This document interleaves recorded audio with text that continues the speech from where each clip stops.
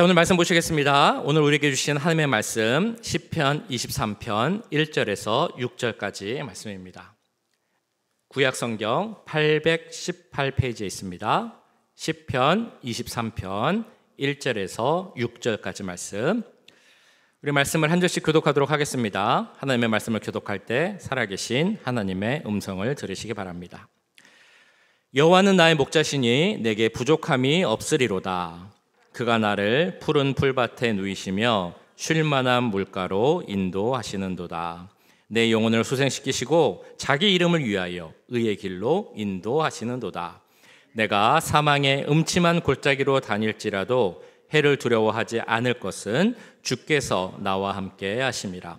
주의 지팡이와 막대기가 나를 안위하시나이다. 주께서 내 원수의 목전에서 내게 상을 차려주시고 기름을 내 머리에 부으셨으니 내 잔이 넘치나이다.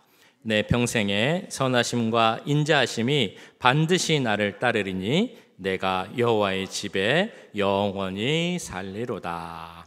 아멘. 어떤 교회에서 그 말씀 암송 대회를 했습니다. 어떤 성경이었냐면 너무나 잘 아시는 시편 23편 말씀을 암송하는 그 암송 대회를 열었습니다. 그 교회에 얼마 나온 지 얼마 되지 않은 분이 이번에는 내가 시편 23편을 암송해서 저 대회에 참여를 해봐야겠다라고 결정을 했습니다. 열심히 연습하고 열심히 외웠습니다. 그래서 이제 그 암송 대회가 날짜가 되어서 그리고 순서가 되어서 앞에 딱 나가서 암송을 하려고 딱 섰는데 막상 서니까 아무 생각이 안 나는 겁니다. 머리가 막 하얘지면서 내가 무엇을 외웠었지? 시편 23편이 어떻게 시작했지? 하면서 아무 생각이 안 나는 겁니다. 그래도 다행히 처음 1절 9절은 생각이 났습니다. 그래서 외웠습니다. 여호와는 나의 목자시니 내게 부족함이 없으리로다. 근데 문제는 1절은 생각이 났는데 2절부터가 또 생각이 안 나는 겁니다. 혹시라도 또 해보면 생각이 날까 싶어서 여호와는 나의 목자시니 내게 부족함이 없으리로다. 생각이 안 나는 겁니다. 여호와는 나의 목자시니 내게 부족함이 없으리로다. 생각을 하는데 막 생각이 안 납니다. 어떡하지? 여호와는 나의 목자시니 내게 부족함이 없으리로다. 자, 이렇게 계속 똑같은 구절을 외웠는데 그걸 그냥 반복하다 보니까 어떤 마음속에 깨달음이 오게 되었습니다. 그래, 여호와 하나님이 나의 목자시지. 하나님이 내 목자가 되셔서 내 삶을 인도해 주신다면 내 삶에는 부족함이 없지. 이거를 갑자기 확신하게 된 것입니다. 그래도 그 다음 구절은 생각이 안 났습니다. 그래서 이분이 이렇게 결정을 하고 용기를 내서 큰 소리로 이렇게 외쳤다고 합니다. 다시 외우겠습니다. 여호와는 나의 목자시니 내게는 부족함이 없습니다. 이상 끝.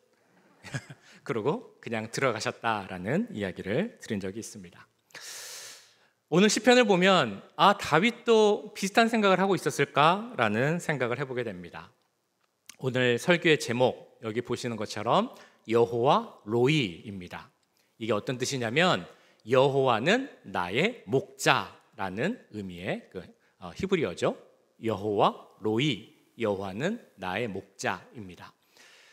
다른 설교 제목을 대보자면 지난주에 했던 설교 제목과 같은 제목일 것입니다. 다윗의 고백. 그러니까 오늘은 다윗의 고백 2편이 되겠죠. 다윗이 그 삶을 살아가면서 하나님께 드릴 고백을 한 줄, 한 문장으로 해보면 무엇이 있을까라는 질문을 지난주에 드렸었습니다. 아마도 한 2가지 정도의 고백을 할 수 있을 것 같다라고 말씀을 드렸습니다. 하나는 지난주에 보셨던 시편 18편 1절에 나오는 무엇이었습니까? 나의 힘이 되신 여호와여, 내가 주님을 사랑합니다 라는 것이 아마 다윗의 첫 번째 고백일 것이다 라고 말씀드렸습니다. 두 번째 또 고백을 찾아보자면 오늘 보신 말씀에서 나오는 그 말씀이 다윗의 고백이 될 것이다 라고 말씀을 드렸습니다. 오늘 시편 23편 1절에 나오는 말씀이죠. 여호와는 나의 목자시니 내게 부족함이 없습니다 라는 이 고백이 또 다른 다윗의 고백이 될 것입니다. 아마도 아까 그 말씀 암송을 하려고 그러다가 못했지만 깨닫게 된 여호와가 나의 목자가 되시면 내게 부족함이 없습니다 라는 그 마음이 다윗의 마음과 같은 마음이었을 것입니다. 주님만 있으면 됩니다. 주님 한 분이면 충분합니다. 내게 부족함이 없습니다 라는 그 고백이 다윗이 오늘 시편 23편을 통해서 드리고 싶은 고백이었을 것입니다. 첫 구절에서 다윗은 이렇게 외칩니다. 여호와는 나의 목자십니다. 주는 나를 기르시는 목자입니다 라고 고백을 합니다. 다윗은 잘 아시는 것처럼 목자의 경험이 있는 사람이었습니다. 어렸을 때 양을 치는 목동이었고 이제 목자가 되죠. 그는 목자로서 어떻게 일을 했느냐? 자기가 치는 양을 돌보기에 힘썼던 그런 목자였습니다. 그래서 이 자기가 돌보는 양들이 위협을 당하거나 위험에 처하게 되면 그 양을 구하기 위하여서 목숨까지도 내거는 사람이 바로 이 목자 다윗이었습니다. 그 말씀은 사무엘상 17장에 이렇게 나옵니다.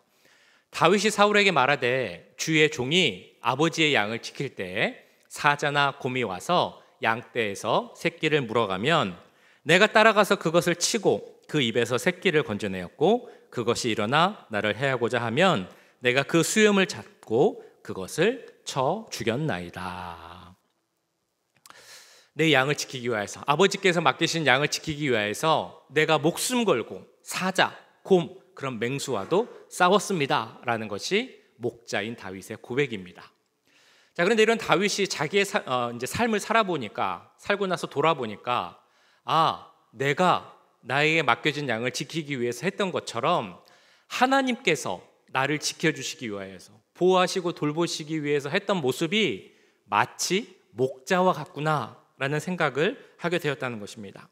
그래서 여호와는 나의 목자시니 라는 고백이 나오게 된 것입니다.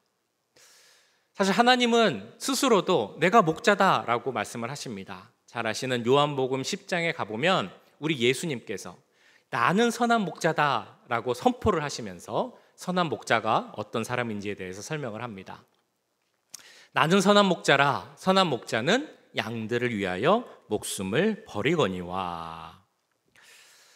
이 예수님께서 자기 고백, 자기 선포로 하신 말씀처럼 목자는 자기 양을 위해서 목숨을 버리는 자입니다. 다윗이 하나님을 봤더니, 인생을 통해 경험한 하나님을 생각해 봤더니 하나님은 그 목숨을 버리는 목자처럼 나를 돌보시고 그렇게 사랑하시고 보호하셨다라는 것을 알게 되었다라는 것입니다. 그래서 오늘 다윗이 드리는 고백이 여호와 하나님은 나의 목자십니다 라고 고백을 하고 있는 것입니다. 목자의 정확한 의미 그리고 역할이 무엇이겠습니까? 사실 우리는 그 목자라는 것은 그렇게 친숙하진 않은 것 같습니다. 저 같아도 목자도 그냥 성경에 나오니까 책 보고 공부해서 뭐 이런 역할을 한다라고 알고 있지만 사실 우리 주위에 뭐 목자가 있는 것도 아니고 양이 있는 것도 아니고 그래서 목자의 어떤 역할 혹은 그 마음을 어쩌면 100% 정확히 모를 수도 있을 것 같습니다. 근데 목사님들 중에서 그 양을 치는 그 목자의 역할을 하신 분이 있다고 합니다. 예를 들면 그 잘 아시는 한국의 이동원 목사님이란 분, 그분은 아버지가 그 수의사셨습니다. 그래서 방학이 되면 이 아버지가 일하는 곳에 가서 같이 일을 했는데 거기에 양들이 있었습니다. 그래서 이 목사님이 어렸을 때는 그 양을 돌보는 일을 했다고 합니다. 이분의 젊었을 때, 어렸을 때 별명이 목동이었다고 그렇게 알려져 있습니다.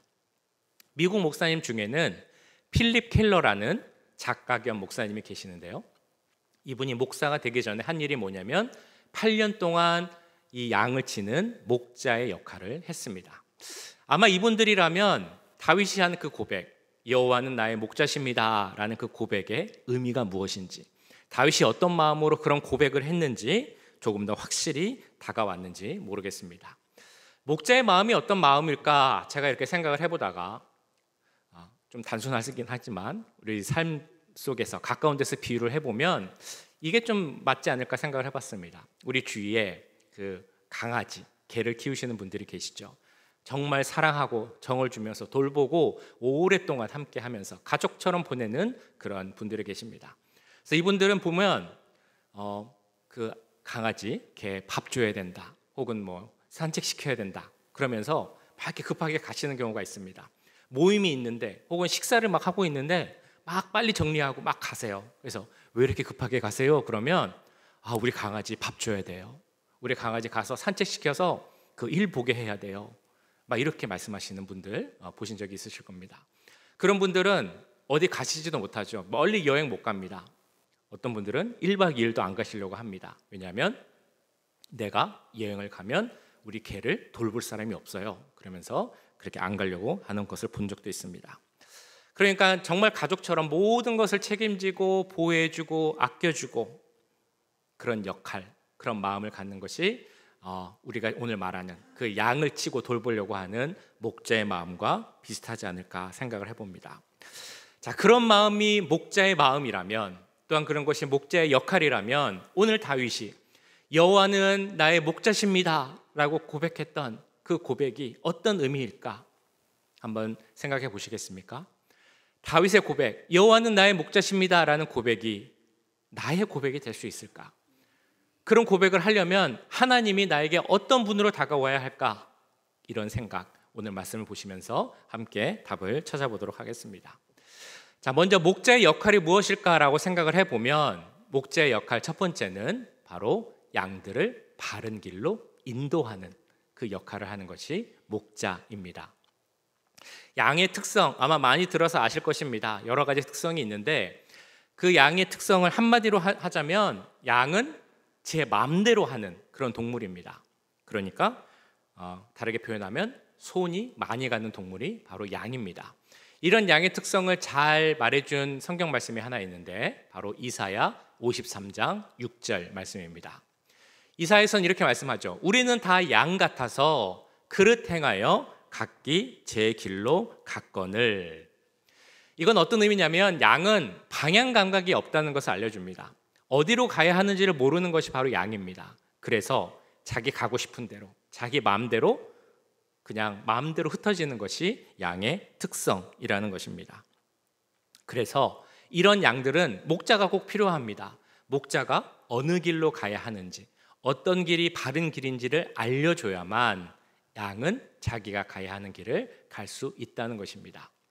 다윗이 자기의 삶을 돌아봤더니 나에게 목자 되신 주님이 없었다면 내 삶은 어디로 갔을지 모르겠구나 라는 것을 생각하게 된 것입니다.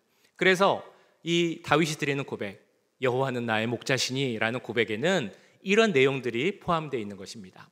하나님, 저는 한 마리 양과 같습니다. 아무것도 모르고 무능하고 어디로 가야 하는지 모르는 그런 양이 바로 저입니다. 그래서 저는 스스로는 아무것도 할 수 없습니다. 목자이신 주님의 도움이 필요합니다. 그런데 주님께서, 하나님께서 나의 목자가 되셨기 때문에 제가 이렇게 바른 길을 갈 수 있었습니다 라고 다윗은 고백하고 있는 것입니다.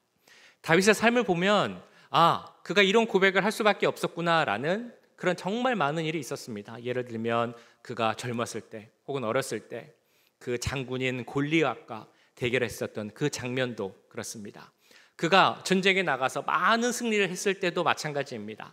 그리고 사울에게 쫓겨서 살기 위해서 막 피하고 도망 다녔을 때 그때도 그랬고, 자기 아들 압살롬에 의해서 쫓겨나서 왕궁을 떠나 곤욕을 치를 때도 마찬가지입니다. 내가 어떤 상황에서든지 간에 바른 길을 갈 수 있도록 인도해 주시고 힘을 주신 분, 혹시 내가 잘못된 길을 가면 그것을 깨닫게 하시고 다시 돌아오게 하신 분이 바로 나의 목자 되신 하나님이시구나. 그래서 하나님은 나의 목자십니다 라고 고백을 하고 있는 것입니다. 주님은 나의 목자십니다 라는 고백에는 먼저 그 하나님은 나를 바른 길로 인도하시는 분입니다 라는 고백이 있습니다. 자, 그러면 우리가 그렇게 이해를 했다면 우리 스스로에게도 물어볼 수 있겠죠. 다윗의 고백, 하나님은 나를 바른 길로 인도하시는 분입니다 라는 고백이 우리의 고백이 될 수 있겠습니까? 한번 좀 생각을 해보실까요?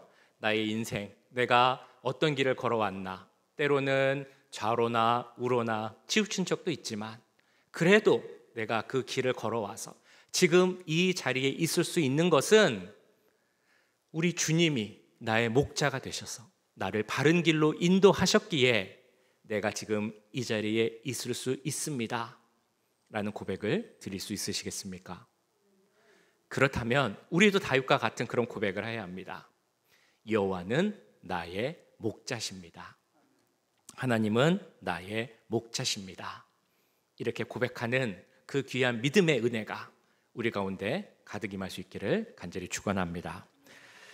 자, 두 번째 목자의 역할은 무엇인가 하면 바로 우리의 부족함을 채워주는 그런 역할을 하는 것이 바로 목자의 역할입니다.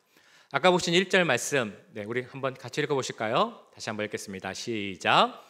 여호와는 나의 목자시니 내게 부족함이 없으리로다.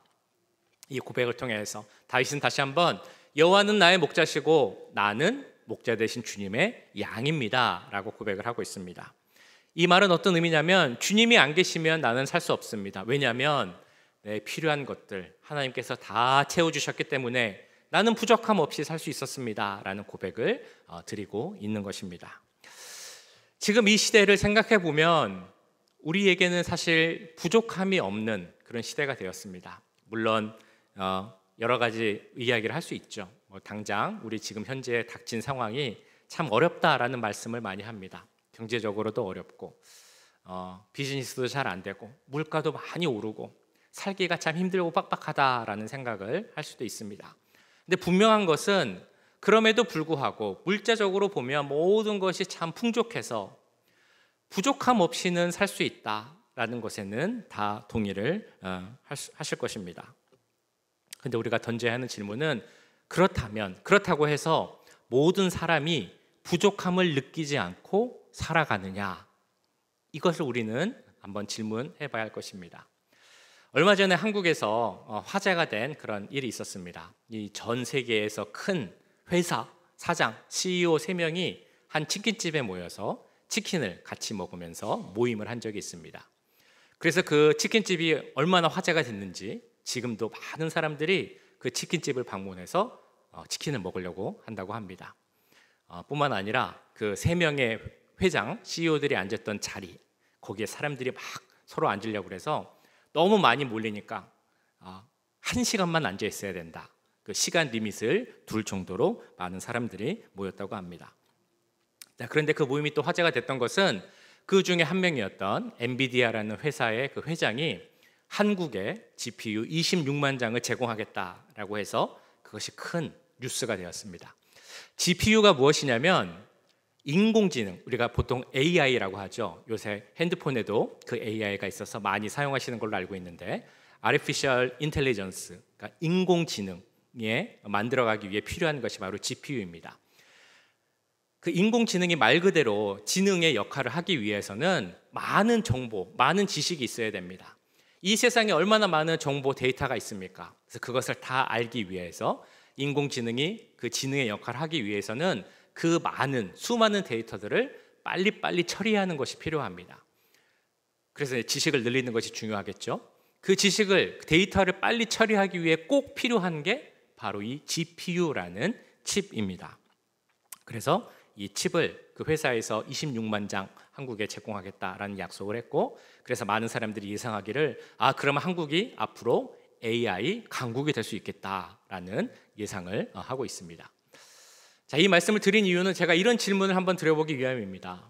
AI가 나쁜 건 아닙니다. 물론 그리고 뿐만 아니라 이런 것을 통해 일어날 수 있는 어떤 발전, 문명의 발달, 그로 인해 얻을 수 있는 편안함 다 좋은 것입니다. 근데 제가 드리고 싶은 질문은 왜 이 세상은 더 좋은 인공지능, 더 나아가서 더 좋은 어떤 문명, 발달, 계속적인 발전을 원하는 이유가 무엇인가? 이 질문을 드리고자 함입니다. 여러 가지 답을 할 수 있겠지만 한마디로 우리가 답을 해보면 우리가 살아갈 때 겪을 수 있는 부족함을 없애기 위하여서 우리는 더 많은 것을 발전시키려고 하고 더 많은 것을 얻으려고 합니다. 세상에 살아가다 보면 참 많은 것이 필요합니다.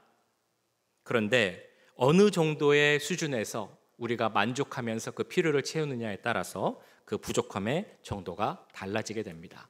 그러니까 처음에 조금 전에 말씀드렸던 것처럼 물자적으로는 풍부하기 때문에 절대적 기준에서 부족함은 아마 이제 없는 세상이 되었습니다. 그러나 내가 어떤 것을 요구하느냐, 어떤 수준의 것을 필요로 하느냐에 따라서 사람에 따라서 부족함을 계속 느낄 수 있다는 것입니다.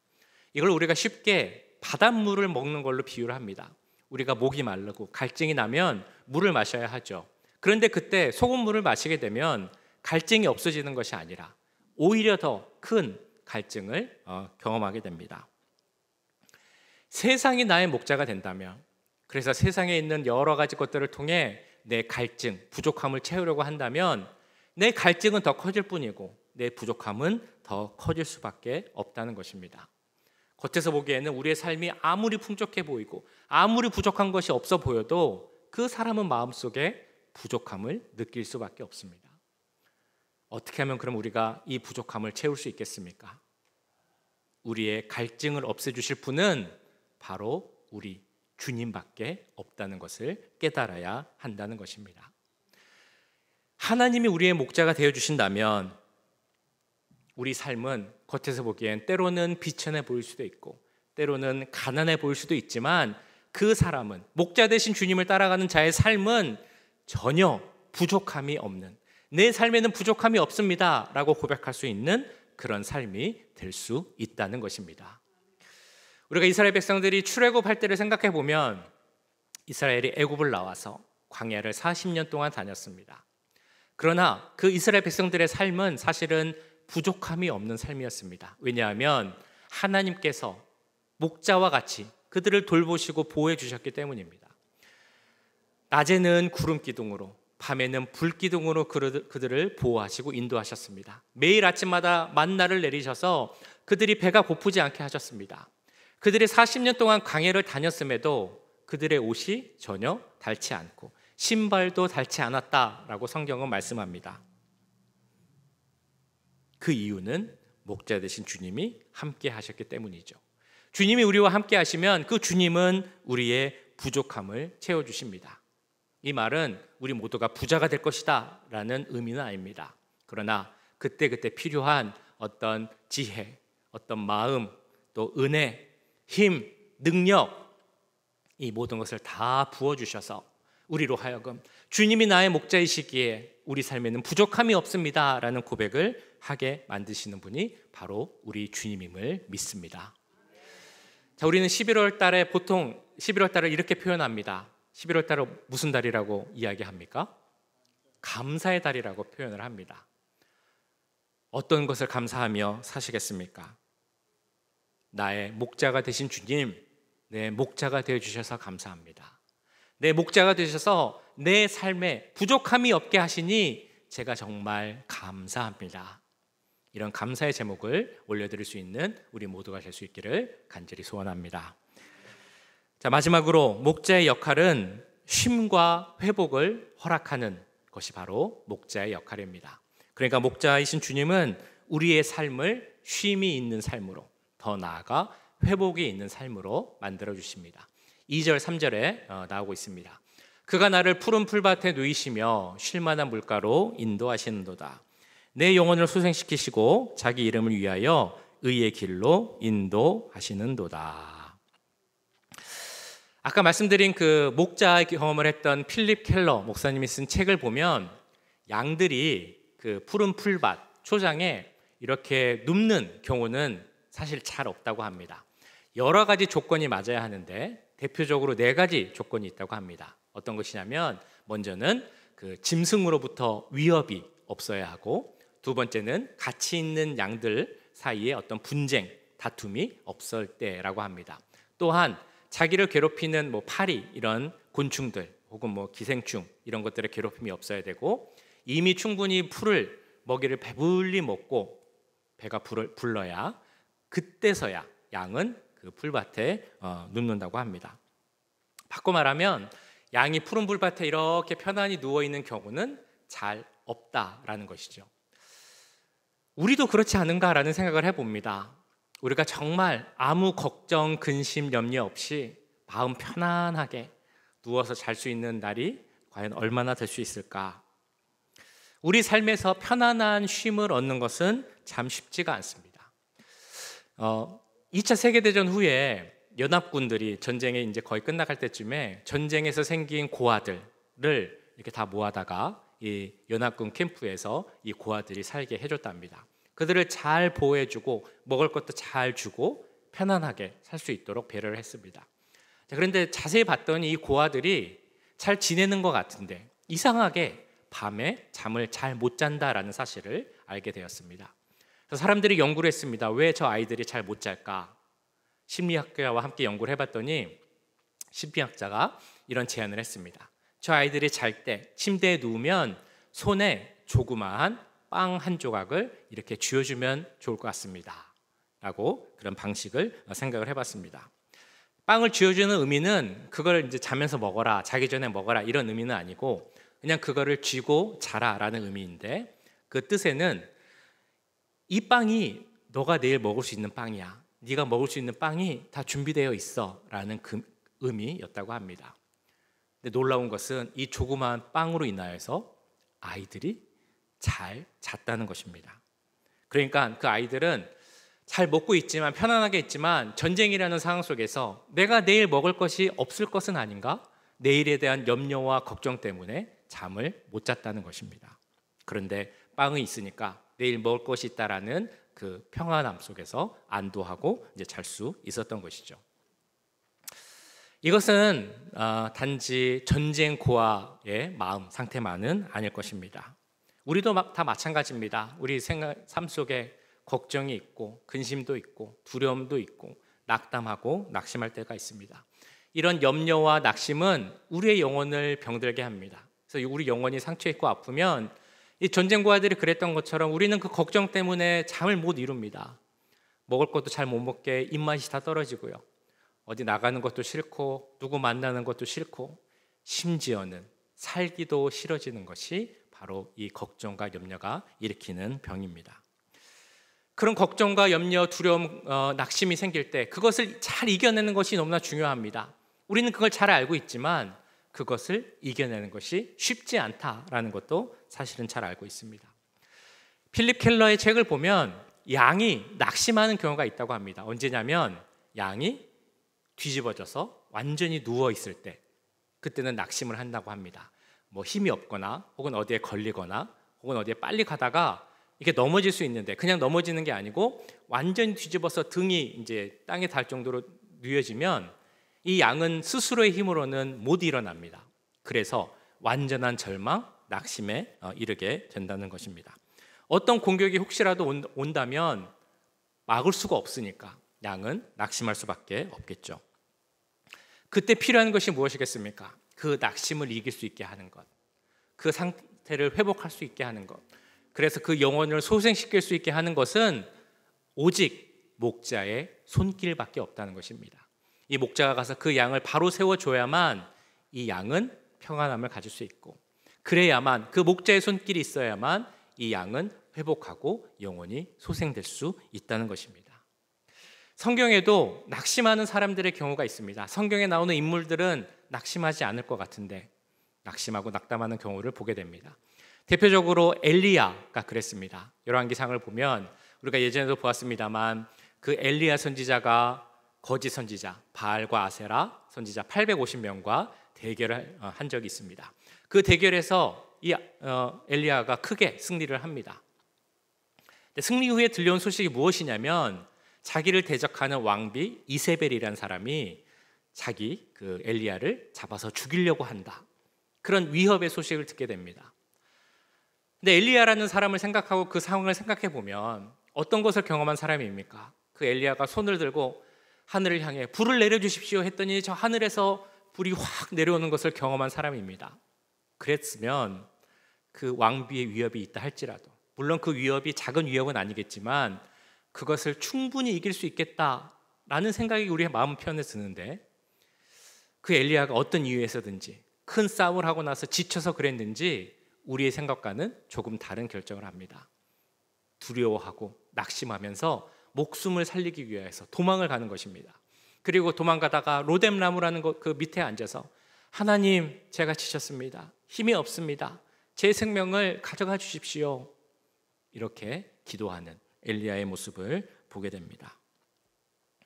그런데 그 엘리야를 하나님이 찾아오시죠. 그래서 목자 되신 하나님께서 그 엘리야의 영혼을 소생시키시는 장면이 열왕기상 19장에 나옵니다. 특별히 이런 말씀이 있습니다. 열왕기상 19장 12절, 또 지진 후에 불이 있으나 불 가운데에도 여호와께서 계시지 아니하더니 불 후에 세미한 소리가 있는지라. 하나님은 계속 엘리야와 함께 하시면서 그 세미한 음성을 주셔서 그 엘리야를 회복시키시고 영혼을 소생시키십니다.